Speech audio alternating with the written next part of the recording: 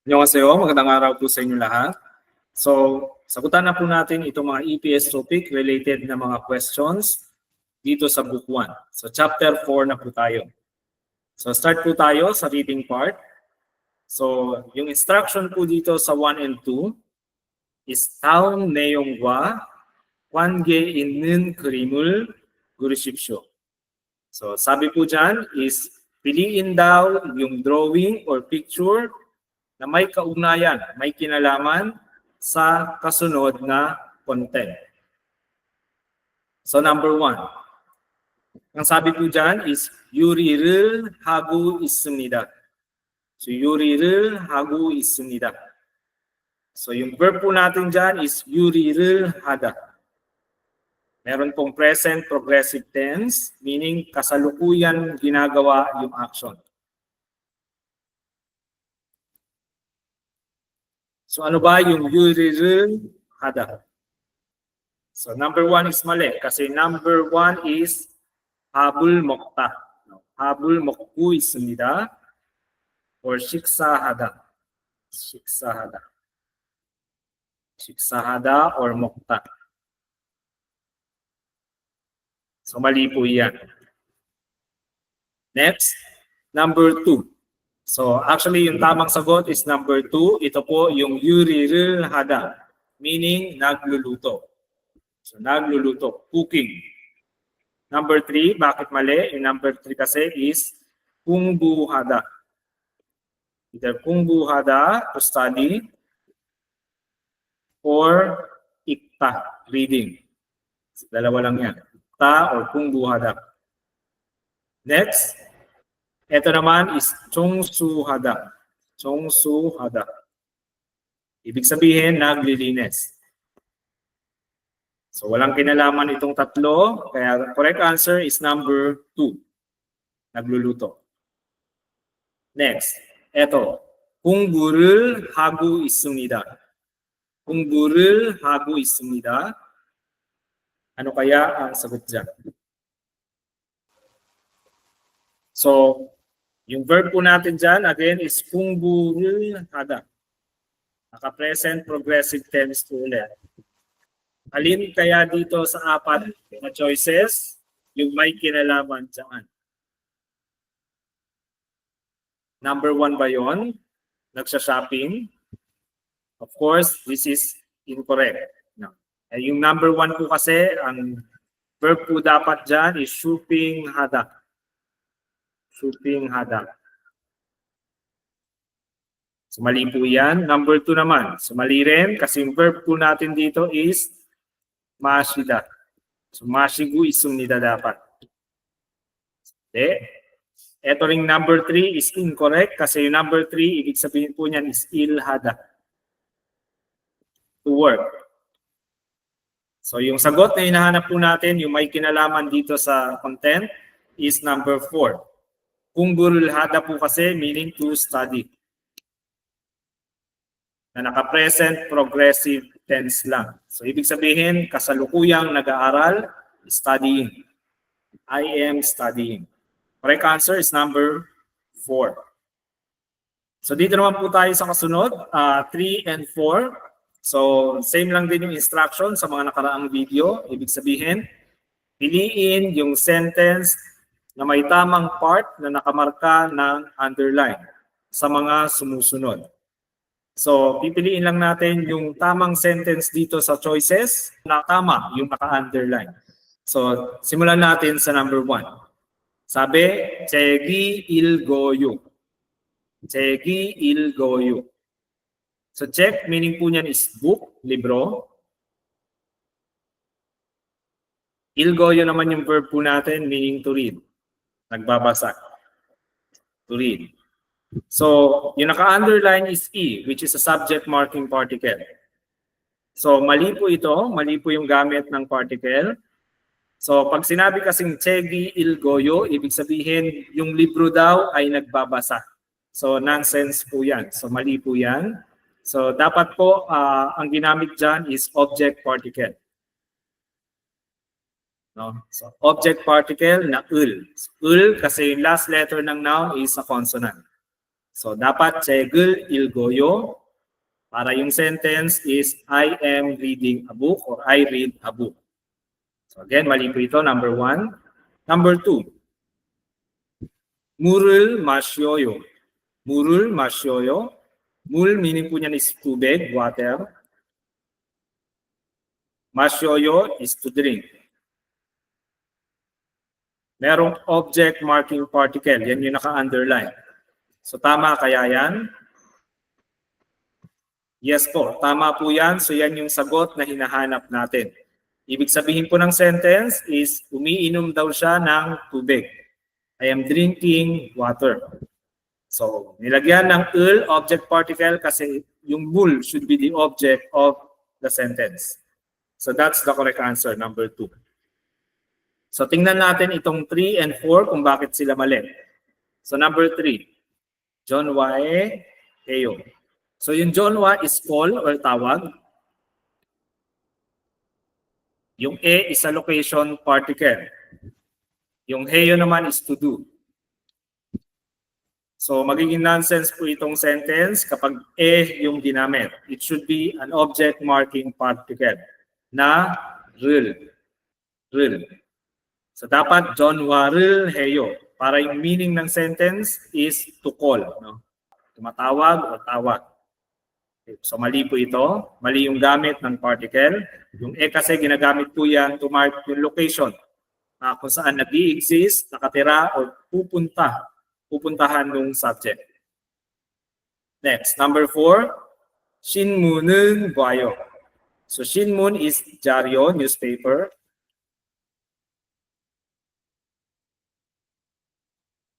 Vayo is to see, to look, to watch. See, to watch. Merong nun. So, nun is a topic marking particle. So, mali po yan. Una, kasi hindi po dapat topic particle yung nilalagay dyan. Pangalawa, yung topic marking particle po na nun, ginagamit po yan kapag yung noun is nag-i-end po sa vowel. Sa vowel. So, mali na siya. Dapat kasi nakalagay po talaga dito is an object marking particle. Para ang meaning ng sentence is, I am looking at the newspaper. O tumitingin ako ng dyaryo. So, ganun po dapat. So, again, correct answer po dyan is number 2. So, ganun po, gamitin si object particle. Next, number 4. So, tingnan ulit natin kung alin dito yung may tamang underline na word. So, sa mga verbs naman po siya naka-underline. So, ang titingnan po natin dito is kung sino yung naka-conjugate ng tama. So, dito po papasok yung pinag-aralan po natin na conjugation. So, number 1, 운동을 hayo. 운동을 hayo. So, undong, meaning po ng undong is sports or exercise. Undong is sports, exercise, workout. Yung hayo, so hada to for sure. Hada to do. And hindi po ganyan ang polite present tense ng hada. It should be heyo. Kaya mali po itong number 1. Dapat yan is heyo para maging tama. Number 2. Sabi, 회사에 가요. 회사에 가요. So, 회사 is company or workplace. Merong location marking particle na E. Yung verb po natin dito for sure is kada, to go. Pero hindi po ganyan i-conjugate yung mga stem na yung last letter is A. So, ganito po kasi yan. Kapag yung stem, kapag yung last letter ng stem ay either A or yung E, yung isa pang E, ang idadagdag mo na lang para sa polite present tense should be you. Pakitandaan po yan. Yun na lang. So, hindi na dapat dagdagan ng A. So, dapat kayo lang. Kayo. So, mali po itong number 2. So, wesae kayo dapat. Ibig sabihin, to go to company or workplace. Next. Coffee를 마시요. 마시요. So, coffee를 마시요. Number 3. So, coffee is coffee, kape, with object particle. And yung verb po natin dito, root word is mashida.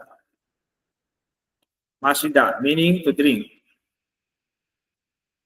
Pero hindi po ganyan i-conjugate yung mga stem na nag-i-end sa E. So ito pakitandaan, pag kinonjugate mo yung mga stem na nag-i-end sa E, so nagiging yo po yan. So tanggalin mo lang si ta para makuha mo yung stem, and then dapat ma-shyo yo.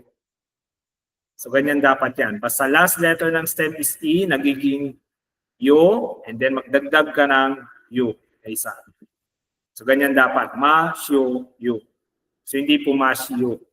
So mali po ito. So mali yan, number 3. So the correct answer is number 4. So bakit siya naging tama? So sabi dito, televisional boyo.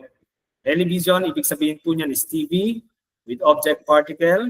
So yung verb po natin dyan is buda. Buda. So, meaning po niyan is to see or to watch. Siyempre, tatanggalin mo si ta para makuha mo yung stem. Yung stem natin is pu.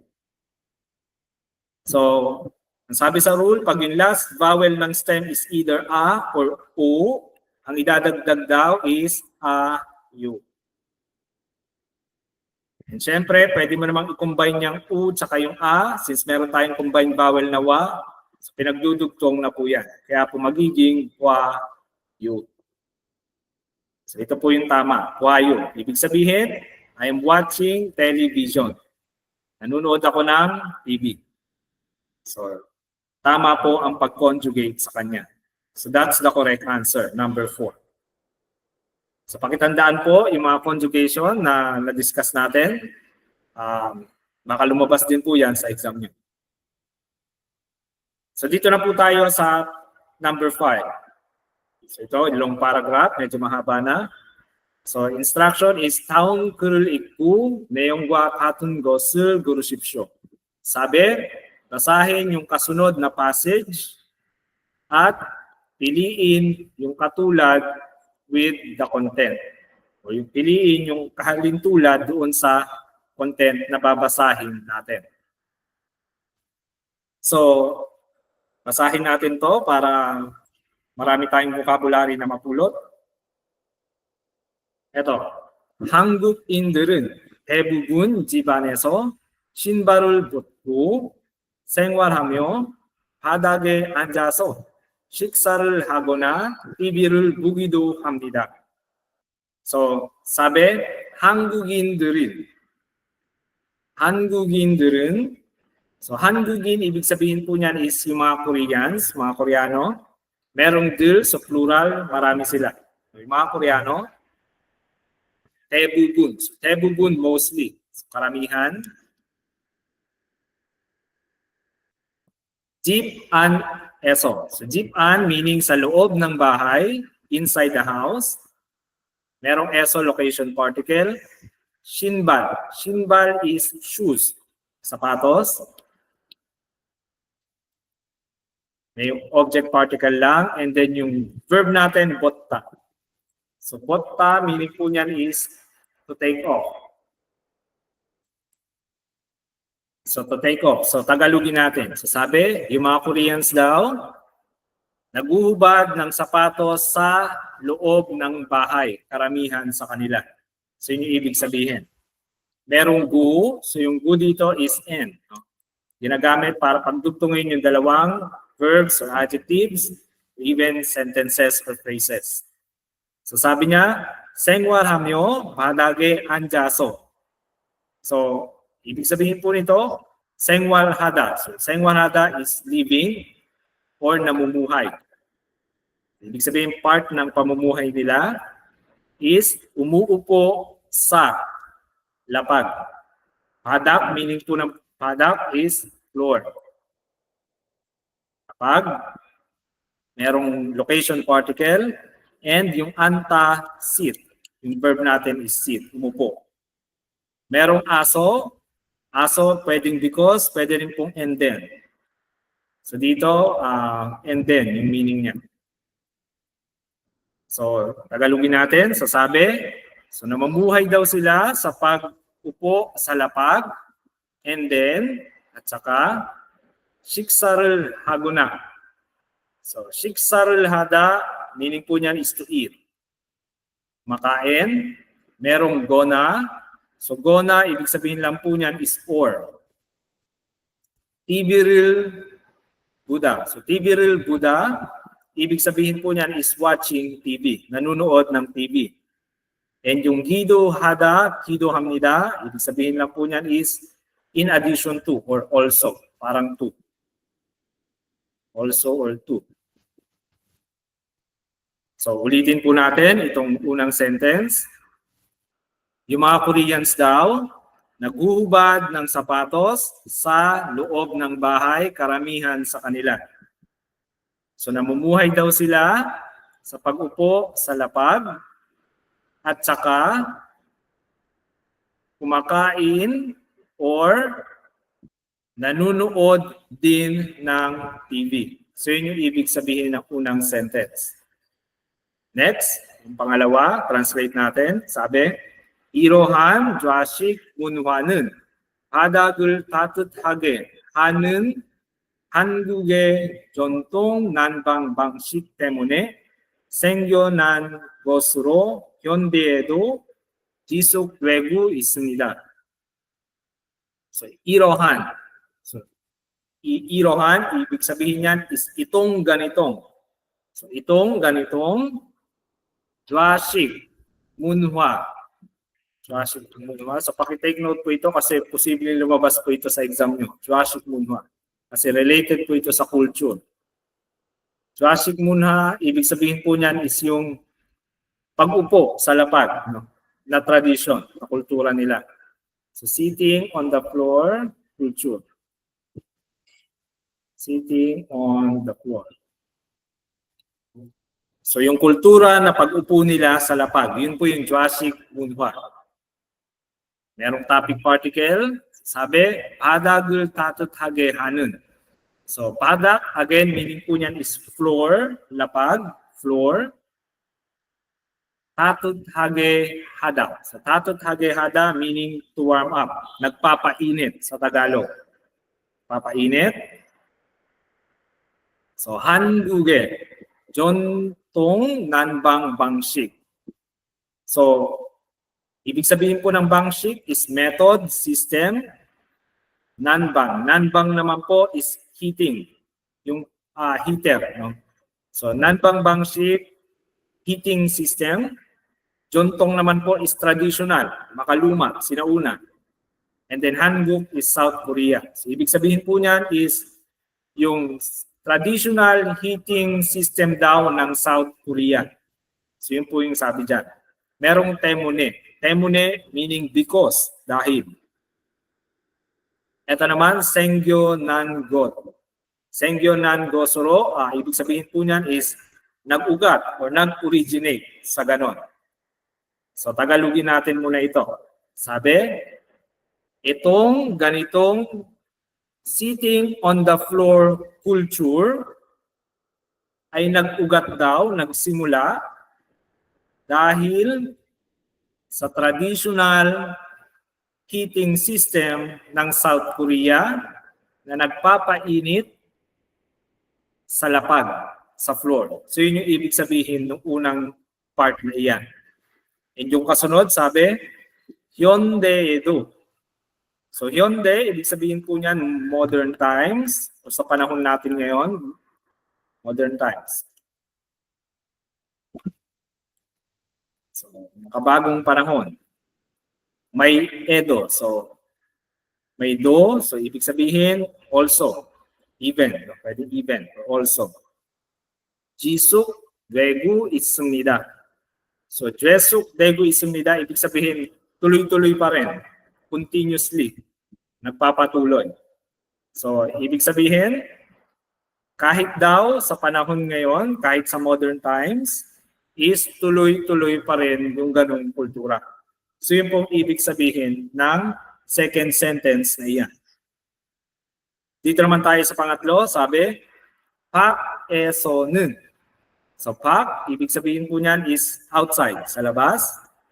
Eso, ibig sabihin po is location particle. Merong topic particles, meaning ito muna yung pinag-uusapan natin. Juro. So juro is an adverb, meaning usually, parang butong. No? Butong, kadalasan. Sofa, yung sofa, yung malambot na inuupuan. Merong na. So yung na po dito is or. Ija naman is chair, upuan. Merong location preposition. Anja, to sit. No? To sit. 생활하는 졸몬. So, 생활하는 졸몬, ibig sabihin yung mga youngsters, mga batang namumuhay. So, yun yung ibig sabihin niya yung Tagalog. 사람들. So, 사람들 is yung mga tao, person. So, tuloy-tuloy yan, sabi. So, yung mga namumuhay, na mga younger people. So, yun yung ibig sabihin. Merong do is kahit na, even, or also. 집안에서는. So, dito naman tayo, 집안에서. Ibig sabihin, sa loob ng bahay. 자주. So, 자주, ibig sabihin, often, no? Madalas. 따뜻한 badak. So, 따뜻한 is warm. Badak naman is floor. Anja is to sit. Mupo. TV를 보다. To watch TV. Merong gona. So, gona meaning or. And then, 쉬다. 쉬다 is to rest. Merong 기도합니다 meaning also. Also. So, Tagalogin natin. So, sabi dyan, sa labas daw, sa labas, kadalasan, umuupo daw sa sofa or sa upuan, sa chair. So, yun yung sabi sa unang part. So, next.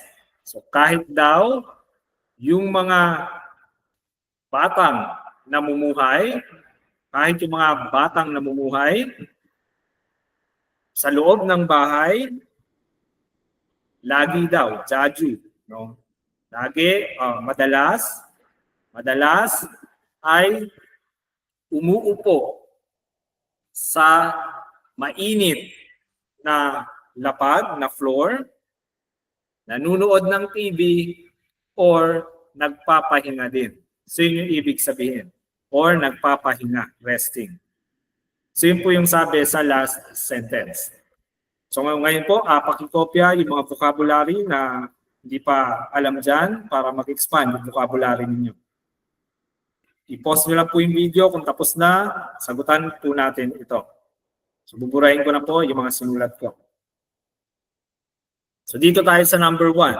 Sabi, 좌식 문화는 한국의 전통 생활 방식입니다. 좌식 문화는 한국의 전통 생활 방식입니다. So, Tagalogin natin. So, 좌식 문화, again, yan po yung sitting on the floor, culture. So, yung kultura ng pag-upo sa lapag, with topic particle. So, yun yung pinag-uusapan natin. 한국의 전통 생활 방식. So, 한국 is South Korea. 전통 is traditional. 생활 방식, ibig sabihin po niyan is lifestyle o uri ng pamumuhay. Pero naman pong imnida, yung is or or are. So, sabi dyan, yung sitting on the floor culture, ito, ay traditional na lifestyle or way ng pamumuhay ng mga Koreans. So, ganun daw. Tama ba yan? Yes, tama po yan. No? So traditional way na po nila yan kasi sabi dito sa second sentence, Irohan. So, itong ganitong kultura ng pag-upo sa lapag ay nag-originate, nagsimula dahil sa traditional heating system ng South Korea na nagpapainit sa lapag. So dito sinabi, dun daw nagsimula yon. So hanggang ngayon daw, Jisuk Dregge Sumida. So tuloy-tuloy pa rin siya. So traditional way of living na yan ng mga Koreans. So naging part na ng kultura nila. Kaya tama po yan. Yan po yung sinabi dyan sa second sentence. So yan na po yung sagot na hinahanap natin. So try naman natin yung iba. Bakit siya naging mali? So number 2. 사비 사 number 2. 한국인들은 집안에서 신발을 신고 생활합니다. So 한국인 is Korean. Merong 들, so marami. So yung mga Koreans daw, 집안. So again, loob ng bahay with location particle na eso. 신발을 신다, ibig sabihin po niyan is nakasuot ng sapatos. Merong gu and 생활합니다. 생활합니다, ibig sabihin living or namumuhay sa Tagalog. So Tagalogin natin itong number 2. So sabi dyan, yung mga Koreans daw ay namumuhay na nagsusuot ng sapatos sa loob ng bahay. So tama ba yan? So mali po yan, no? So sa unang sentence pa lang po, sinabi na yan. Sabi, namumuhay daw yung mga Koreans by taking off their shoes. Nabuhubad sila ng sapatos sa loob ng bahay. So karamihan sa kanila. So, karamihan sa mga Koreans. So mali po itong sentence na ito sa number 2. So sabi, nagbuhubad ng sapatos sa loob ng bahay. Hindi nakasuot ng sapatos sa loob ng bahay. So contrast po sila, kaya siya naging mali. Next, number 3. 한국인들은 바닥에 앉아서 식사하지 않습니다. So, 한국인들은, so yung mga Koreans daw, so badak is floor, lapag, with location particle, anta. So, anta, to sit. Merong aso, so sequence, and then. So, umupo daw sa lapag, yung mga Koreans, and hindi sila kumakain sa lapag. Shiksahada. Shiksahada kasi is to eat. Merong G an sumnida. So yung G an sumnida para po yang si an. Yan sumnida is same po yan kay an. So yung an, kung alam nyo rin po yung an, ibig sabihin po nila is not or do not. Dinidikit po siya sa mga verbs or adjectives para manigate yung meaning ng verbs or adjectives na iyon. So kung sa Tagalog, hindi. So sabi, yung mga Koreans daw ay umuupo sa lapag and hindi daw sila kumakain doon sa lapag. So mali po yan. Kasi dito, sabi sa unang sentence din, umuupo daw sila sa lapag and then kumakain ng meal or nanunood din daw ng TV. So, mali po ito, no, number 3. Tingnan natin tong number 4. Bakit siya naging mali? Sabi, 젊은 사람들은 좌식 문화에 익숙하지 않습니다. So, 젊은 사람들. So, 젊은 사람들, ibig sabihin, yung mga taong bata or younger people. Yung mga younger people daw is 익숙하지 않습니다.